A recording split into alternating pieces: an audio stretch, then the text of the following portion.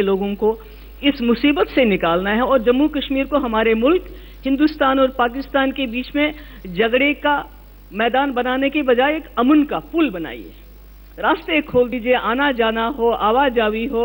जैसे अटारी बॉर्डर से इतना सारा सामान आता है, जम्मू सियालकोट खोलिए, करगिल अस्कर दो, जम्मू कश्मीर को make it a hub of activity.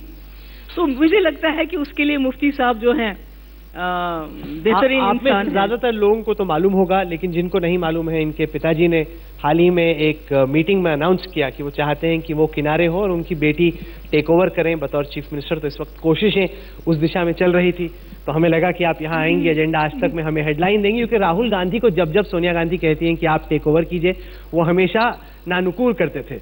तो मुझको लग रहा है कि ये सेकंड ऐसा केस है इसमें आप भी कह रहे हैं कि नहीं पिताजी आप ही बने रहिए, मैं नहीं आना चाहती। नहीं, मैंने कहा Jammu Kashmir is not like any other state. उसके इंटरनल डायमेंशंस है, एक्सटर्नल डायमेंशंस हैं, क्योंकि मुफ्ती साहब ने ये इतना मुश्किल फैसला है राहुल जी कि अगर आप इलेक्टोरल पॉलिटिक्स को सोचेंगे तो फिर ये अलायंस नहीं होना चाहिए था।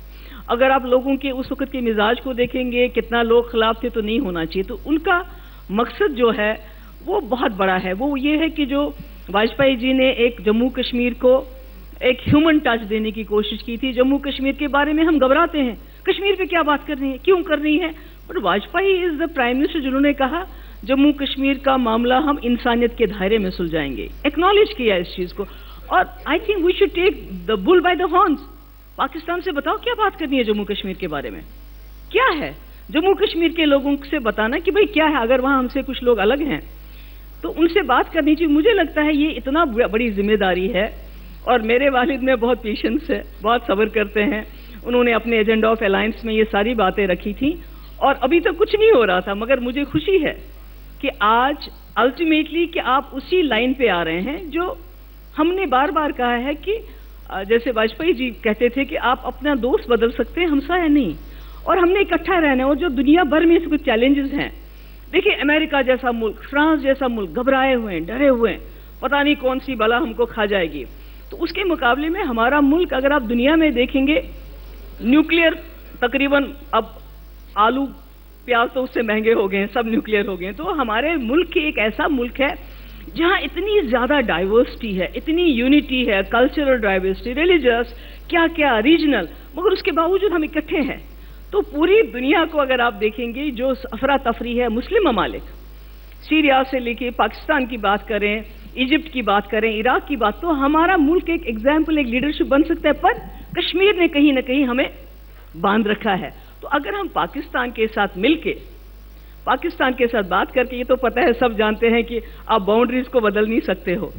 हम बोलेंगे वो हिस्सा हमारा है, वो कहते हैं ये हिस्सा हमारा है, बाउंड्री चेंज नहीं हो सकती, मगर हमारे ताल्लुकात बेहतर बना सकते हैं। हम बाउंड्रीज को मिटा सकते हैं, दूरियों को मिटा सकते हैं। आप अहम बात कह रही हैं, क्योंकि जो आप जिक्र कर रही हैं ये वही है जो कि प्रधानमंत्री उस वक्त के मनमोहन सिंह और उस वक्त के पाकिस्तान के राष्ट्रपति general Parvez Musharraf back channel talks के जरिए कोशिश कर रहे थे। क्या आपको लगता है कि हिंदुस्तान के वजीर आजम को उसी बिगड़ी बातचीत को फिर से आगे बढ़ाने की कोशिश करनी चाहिए, उसी पुराने फॉर्मूले के साथ जिस पर रजामंदी लगभग बन गई थी, या आपको लगता है कि नए सिरे से धागों को बुनने की कोशिश करनी चाहिए? नहीं, मुझे पूरी तरह से ये जानकारी तो नहीं है कि क्या क्या था उस फॉर्मूला में, मगर ये जरूर है कि उसमें बहुत मेहनत गई थी और उसमें जम्मू कश्मीर की जो मिशन थी उसका काफी कंट्रीब्यूशन था। बिकॉज जब उस वक्त हमारी सरकार बनी थी तो हमने कुछ मेजर्स लिए थे उस वक्त, टास्क फोर्स को रेन इन करना, पोटा हटाना, जिसमें उस वक्त की जो एनडीए सरकार थी पूरा सपोर्ट किया था। किसी ने ये सवाल नहीं उठाया कि मुफ्ती साहब की सरकार जो कांग्रेस और पीडीपी की थी वो पोटा क्यों हटा रहे हैं, वो जेलों से क्यों लोगों को रिलीज कर रहे हैं। गिलानी साहब को रिलीज किया, यासीन मलिक साहब को, दे स्पॉटेड। तो उसका ये नतीजा हुआ जब पाकिस्तान की एक टीम जर्नलिस्ट की कश्मीर आई, वो कश्मीर यूनिवर्सिटी गए, कश्मीर में घूमे, और जब वापस गए तो उन्होंने जनरल मुशर्रफ को बताया कि जो हम यहां से देखते हैं कश्मीर में वो सिचुएशन नहीं है। कश्मीर में मेन पार्टीज हैं, वो भी फोर्सेस हैं, लोग जो हैं जो हम यहां सोचते हैं ऐसा नहीं। और उसके बाद अगर आपको याद है राहुल, मुशर्रफ साहब ने ये कहा कि यूनाइटेड नेशन रेजोल्यूशंस इररेलेवेंट हो गई हैं, उनकी जरूरत नहीं है। हमें जम्मू कश्मीर के लोगों की एस्पिरेशंस को देखना चाहिए, हम जो हिंदुस्तान के लोग हैं उनके मिजाज को देखना चाहिए, और पाकिस्तान की जनता को भी सेटिस्फाई करके कोई हल निकालना चाहिए। और मुझे लगता है जहां इतनी सारी बातें आई हैं तो जो उन्होंने उसको सोचा होगा, मेरे ख्याल में ये था کہ بھئی سارے راستے کھول دیا جائیں اور کہیں مل جل کے ہم کوئی ایسا جوائنٹ میکینزم بنائیں تاکہ ہم پورے جموں کشمیر آر اور پار اس کو ڈیولپ کر سکیں، اور اسی طرح سے جو سیکورٹی فورسز وغیرہ ہیں ان کو بیرکس میں واپس جا کے پولیس کو زیادہ ذمہ داری دی جائے. تو میرے خیال میں اچھی اچھی چیزیں تھیں. ایک تکلیف اس بات کی، آپ نے کہا کہ پاکستانی جرنلسٹ کو لگا کہ مین اسٹریم کشمیری پارٹیز ایک فورس ہے، لیکن پاکستان میں یہ سوچ ہے کہ آپ لوگ ول آف دا پیپل کو ریپرزینٹ نہیں کرتے، کہ آپ لوگ سائڈ پہ ہیں، ہندوستانی اسٹیٹ کے انسٹرومنٹس ہیں، اور حریت ہی اصلی نمائندے ہیں پاکستان جموں کشمیر کے لوگوں کے. اس وڈمنا سے ہم کس طریقے سے نپٹیں گے؟ نہیں، مجھے نہیں لگتا ہے، وہاں بھی چینج ہوتا رہتا ہے، کیونکہ اس کے بعد ہی جب وہ پرویز مشرف صاحب نے اسٹیٹمنٹ دیا، عمر عبداللہ صاحب کو وہاں انوائٹ کیا گیا، مجھے وہاں انوائٹ کیا گیا، پگ واش کانفرنس میں ہم نے پارٹیسپیٹ کیا اور ایک تبدیلی آئی تھی. پر انفارچونیٹلی بہت بدقسمتی کی بات ہے، جب 2005 میں ٹرانسفر آف پاور ہوا، جو ہمارا پولیٹیکل پروسیس چل رہا تھا، جو کانفیڈنس بلڈنگ میجرز چل رہے تھے، راستے کھولے تھے، وہ وہیں رک گئے. جو ہم نے پوٹا ہٹا کے آگے چل کے ہم نے اسپا کی بات کرنی چاہیے تھی، کچھ بھی نہیں ہوا، وہ اسٹینڈ سٹل آ گیا. اور آج یہ ہے کہ جس گیلانی صاحب کو ہم نے اس وقت جب ملیٹنسی پیک پہ تھی رہا کر کے، وہ گھومتے تھے، مسجد میں جاتے تھے، کہیں جاتے تھے، بات کہتے تھے، پر کچھ نہیں ہوتا تھا، وہ اپنی بات پر. آج آپ کو ہر فرائیڈے کو کرفیو لگانا پڑتا ہے، گیلانی صاحب کو ہاؤس اریسٹ رکھنا پڑتا ہے، دوسرے لیڈرز کو، یعنی جو پولیٹیکل پروسیس مفتی صاحب نے واجپئی سے شروع کیا تھا، ڈاکٹر منموہن سنگھ نے کچھ دیر چلایا اس کے بند کرنے سے آج ہم زیرو پہ آ گئے ہیں. آپ کو تکلیف ہے اس بات کی کہ ہر فرائیڈے کو کرفیو لگتا ہے، یا پھر حریت کے لیڈرز ہاؤس اریسٹ میں؟ آپ چاہیں گے کہ حریت کے لیڈرز باہر شری نگر کی سڑکوں پہ؟ مجھے تکلیف ہوتی ہے، کیونکہ میرے والد اور میں، ہمیں اس ملک کی جمہوریت پہ، اس ملک کی ڈیموکریسی پہ ہمیں فخر ہے. جہاں آپ نے دیکھا پچھلے دنوں میں کوئی ثانیہ ہو گیا، وہاں پر جو گائے اور میٹ کو لے کے کہ بھائی کون سا میٹ کھانا چاہیے، نہیں کھانا، ان کو نہیں پتا، دال کی سبزی 200 کلو ہو گیا تو کیسے کیا کھائیں گے، وہ مسئلہ ہو گیا. تو یہاں کے ہمارے ملک کے جو مسلمان نہیں تھے، جو ہندو تھے، رائٹر تھے، پوئٹس تھے، ہسٹورینز تھے، سائنٹسٹ تھے، انہوں نے پروٹیسٹ میں اپنی ایوارڈز واپس کیے. یہ ایک جمہوریت کی خوبصورتی ہے کہ آپ ایک مطلب کہ آپ کے فنڈامنٹل رائٹس ہے، اپنی بات کہہ سکتے ہیں.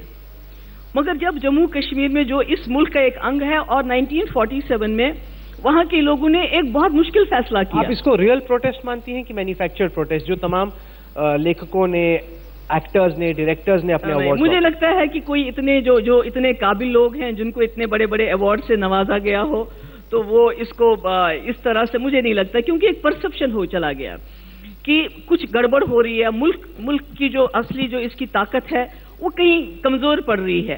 تو میں سمجھتی ہوں جنرلی، مجھے نہیں معلوم ہے، جنرلی یہ ایک میسج سب کو تھا. اور انفارچونیٹ پارٹ یہ ہے کہ اس سرکار میں جب سے بنی ہے، سب سے بڑا کام جو انہوں نے کیا ہے وہ کرپشن کے خلاف کیا ہے. آپ کو معلوم ہے کہ میں جب یہاں پتہ کرتی ہوں تو پہلے کہتے ہیں جب یو پی اے کی سرکار تھی یا دوسری سرکاریں تھی، یہاں لوگ بیٹھتے تھے دلی میں، ان کو ہم اپنی زبان میں کچھ کہتے ہیں، پر انگریزی میں ان کو اب لائزننگ آفیسرز کہا جاتا ہے. آپ کو معلوم ہے نا کیا کہتے ہیں ان کو ہم؟ تو کہتے ہیں 6 مہینے بیٹھے جب مودی جی کی سرکار بنی، اس کے بعد انہوں نے اپنے ہوٹلز میں، گیسٹ رومز میں جہاں کمرے بک کرائے تھے واپس چلے گئے. ان کو لگا کہ یہاں وہ بات بننے والی نہیں ہے. یعنی یہ بہت سب سے بڑی اپلبدھی ہے کہ اگر آپ کرپشن کو اس حد تک کنٹرول کر سکتے ہیں دلی کی سرکار میں، اور اس کی بات کہیں نہیں کھوتی ہے. بات ہوئی انٹالرنس کی، تو میں سمجھتی ہوں کہ یہ بہت بدقسمتی کی بات ہے، یہ نہیں ہونا چاہیے. کہ واقعی میں کیا ہندوستان میں اس وقت انٹالرنس کا ایک ماحول سا بن رہا ہے؟ نہیں، دیکھیے جو آپ کے فرنج ایلیمنٹس ہیں وہ تو ہمیشہ بگاڑ کرتے ہیں، مگر اس ملک کے جو لوگ ہیں، میں نے پہلے بھی کہا کہ اس ملک میں جتنی ٹالرنس ہے، کہ ہم بار بار کہتے ہیں کہ اس ملک کو ہر مذہب نے کچھ دیا ہے. ہندوازم میں سب سے زیادہ، ہندوازم میں ہم نے محسوس کیا، ہم جانتے ہیں، ہم پڑھے بڑے لکھے ہیں ہندوز کے ساتھ، ان میں بہت ٹالرنس ہے. مذہب میں کچھ ہے، میرے خیال میں کچھ ایسی چیز ہے. اسی طرح اگر آپ اسلام میں دیکھیں گے تو ایکویلٹی ہے. اگر کوئی صفائی کرنے والا ہوگا، جب میں کہیں شادی میں جاؤں گی تو وہ اکٹھے بیٹھ کے کھانا کھا سکتا ہے ہمارے ساتھ کوئی. اسی طرح اگر آپ کرسچینٹی سے لیں گے تو اس میں کمپیشن ہے. آپ دیکھیے کتنے بھی مسلمان اور انگریز آپس میں لڑتے ہوں، کہیں بھی کسی مسلمان ممالک میں کوئی بھونچال آئے تو سارے امریکہ، دنیا بھر کے انگریز جمع ہو جاتے ہیں، وہ جمع کر کے کونے کونے میں پہنچا دیتے. سو یہ ہمارے ملک کی جو اسٹرینگتھ ہے وہ یہ ہے کہ ٹالرنس ہے، اور اسی وجہ سے ہم لوگ جو ہے آگے بڑھ رہے ہیں. اور یہی میں کہتی ہوں کہ اگر ہم نے چائنا سے آگے جانا ہے، باقی ملکوں سے آگے جانا ہے، ہم کو یہ نیوکلیئر دور میں نہیں پڑنا چاہیے. ہم کو یہ اکنامکس سے زیادہ، اکنامکس بہت ضروری ہے. ہماری ملک کی جو ڈائیورسٹی ہے یہ کہیں نہیں ملے گی آپ کو. کسی بھی کونے میں مجھے بتائیے اتنی ڈائیورسٹی اور اس میں اتنی یونٹی. تو مجھے لگتا ہے کشمیر اس کا ایک انگ ہے. اگر آپ کے ملک میں اتنی زیادہ لوگوں کو آزادی ہے اور کشمیر میں ہمیں ان کو بند کرنا پڑتا ہے. میں ابھی کچھ دن پہلے اپنے والد کے ساتھ وہاں ایک اسٹیڈیم ہے، گنی اسٹیڈیم ڈاؤن ٹاؤن میں ہے، وہاں جانا چاہتے تھے دیکھنے کے لیے، تو پولیس نے کہا نہیں جانا ہے. تو ڈیڈی نے کہا کیا ہوگا، زیادہ سے زیادہ ٹی وی پہ نیوز آئے گی مفتی پہ پتھر مارے گئے. سو کہ ہم چلے گئے وہاں. تو جب ہم وہاں گئے تو وہاں گھر والے آئے، ایک گھر میں صرف بچیاں تھیں. انہوں نے کہا یہاں روز پتھراؤ ہوتا ہے، لڑکے دائیں بائیں سے آ کے پتھراؤ کرتے ہیں، اس کے بعد ٹیئر گیس چلتی ہیں، مرچی گرنیڈ چلتے ہیں، اور ہمارا جو ہے جینا مشکل ہو گیا ہے. اسی طرح جب جمعے کی نماز ہوتی ہے، پتھراؤ ہوتا ہے، پھر یہاں سے ٹیئر گیس چلتے ہیں اور ہاؤس اریسٹ. تو مجھے لگتا ہے کہ ہم پہلے بندوق کا مقابلہ کر رہے تھے، بندوق اور بندوق. اب جب پتھر آ گیا ہے ان سالوں میں، وہ بھی ہماری غلطی ہے. ہم نے ایک پروسیس کو جو شروع کیا تھا، جو ہم کو ایک ونڈو ملی تھی، ایک اپورچونٹی ملی تھی، کہ ہماری جو ناکامی ہے وہ یہ ہے جب ہمیں امن ملتا ہے وی ٹیک اٹ فار گرانٹیڈ. جیسے کانگریس نے 2005 میں جب ٹرانسفر آف پاور ہوا، ان کو لگا مفتی نے سب کچھ ٹھیک کر دیا، اب کچھ ضرورت ہی نہیں ہے کچھ بھی کرنے کی. تو ہم نے وہ ایک چانس کھو دیا، اور آج پھر نسبتاً ریلیٹو کام ہے، ریلیٹو پیس ہے. ابھی میں آج پڑھ رہی تھی اخبار میں، ٹوٹل ملیٹنٹس فارن لے کے لوکل لے کے 200 ان کی تعداد ہے. تو اب ہم اس کو اپورچونٹی کو اگر استعمال کریں گے جموں کشمیر میں، وہاں کے لوگوں کو we need to reach out. جو ہم نے کچھ کانفیڈنس بلڈنگ میجرز کیے تھے، کہ ابھی تو مفتی صاحب نے 8 سال کے بعد مظفر آباد کی بس بدلی ہے، وہ ٹوٹی ہوئی بس تھی. ہم نے اور راستے کھولنے ہیں. ان راستوں کو زیادہ، اس میں بینکنگ فیسلٹی نہیں ہے. میں نے سنا پاکستان کو بینکنگ فیسلٹی وہ اس کے لیے تیار نہیں ہے، پر ہم لوگ تیار ہیں. واٹر سسٹم چل رہا ہے. کرگل اسکردو کی بات ہونی چاہیے، جموں سیالکوٹ کی بات ہونی چاہیے، زنگ زینگ لیک کی بات ہونی چاہیے، مانسروور کا ایک آلٹرنیٹ روٹ بننا چاہیے. You need to make Kashmir activity کا سینٹر بننا چاہیے، اکنامک ایکٹیویٹی کا. جو میں نے سنا کہ آپ پاکستان کے ساتھ اس لیے بھی زیادہ کرنا چاہتے ہیں کیونکہ ہم کو تھورو فیئر چاہیے افغانستان میں. تو ہمارا بھی تو راستہ جاتا ہے افغانستان، جو ہمارا پرانا سلک روٹ ہے سینٹرل ایشیا میں جاتا ہے. Why don't we make Jammu Kashmir a gateway to the central Asia, جیسے 1947 سے پہلے تھا. کیونکہ جموں کشمیر ایک واحد مسلم ریاست ہے جس نے اس وقت اتنا اینٹیسپیشن، اتنی فارورڈنس دکھائی کہ 2 نیشن تھیوری کو ریجیکٹ کر کے اس ملک کے ساتھ ہاتھ جوڑا. اس کے لیے تو ان کو تب تو سارے راستے ہمارے کھلے تھے. تو آگے بڑھانے کی بات چیزوں کو لاگو کرنے کے لیے ضرورت ہے کہ دونوں الائنس پارٹنرز میں بہت اچھا کوآپریشن ہو. اب قریب 9-10 مہینے ہو گئے آپ کی سرکار کو، 1 مارچ سے اب تک. آپ کے حساب سے، آپ جہاں پہ بیٹھی ہیں وہاں سے دیکھتے ہوئے، بی جے پی کے ساتھ مل کر سرکار چلانا، میرے پاس آپ کے تمام پرانے بیان ہیں، میں سناؤں گا نہیں، جو آپ نے بی جے پی کے خلاف دیے، جتنا بیڈ بلڈ تھا جس سے یہ رشتہ شروع ہوا، اس کے مد نظر آپ کے حساب سے 9-10 مہینے کا یہ تجربہ کیسا رہا؟ دیکھیے، ہم تو یہ جانتے تھے کہ بی جے پی کے ساتھ سرکار بنانا اتنا آسان نہیں ہوگا، کیونکہ بی جے پی کی ایک اپنی آئیڈیالوجی ہے، ہمارے ایک اپنی سوچ ہے. مگر چونکہ ہمارا واجپئی جی کے ساتھ ایک اچھا تجربہ تھا، وہ ایک اچھی گڈ میموریز ور دیئر. ایک تو اس چیز نے، دوسرا یہ ہے کہ جو ہم نے ایجنڈا آف الائنس میں 2 مہینے لگے، وہ ایجنڈا آف الائنس ہمارے کوئی گھر کا ایجنڈا نہیں ہے، وہ جموں کشمیر کا ایجنڈا ہے، اس ملک کا ایجنڈا ہے. اور وہ جو ایجنڈا الائنس میں باتیں ہیں وہ صرف پی ڈی پی کی باتیں نہیں ہیں، وہ ایسے ایشوز ہیں. جب آپ کو یاد ہوگا کہ ڈاکٹر منموہن سنگھ کے ٹائم میں راؤنڈ ٹیبل کانفرنسز ہوئی تھی، جس میں تمام پولیٹیکل پارٹیز جو ہیں، مین سٹریم پارٹیز اور حریت والوں کو بھی انوائٹ کیا تھا، انہوں نے پارٹیسپیٹ نہیں کیا. اس کے بعد گروپس بنے، ہمارے جو اس وقت وائس پریزیڈنٹ انصاری صاحب، رسگوترا صاحب، رنگا راجن جی، سکسینہ صاحب اور جسٹس صغیر، ان سارے گروپس نے جو پی ڈی پی کا جو ایجنڈا ہے، جو ہم باتیں کرتے ہیں آر پار تجارت کی، کانفیڈنس بلڈنگ میجرز کی، ایسپا کے ریووکیشن کی، جو لینڈ ہے سیکورٹی فورسز کے پاس جو ان آتھورائزڈ ہے اس کو واپسی کی،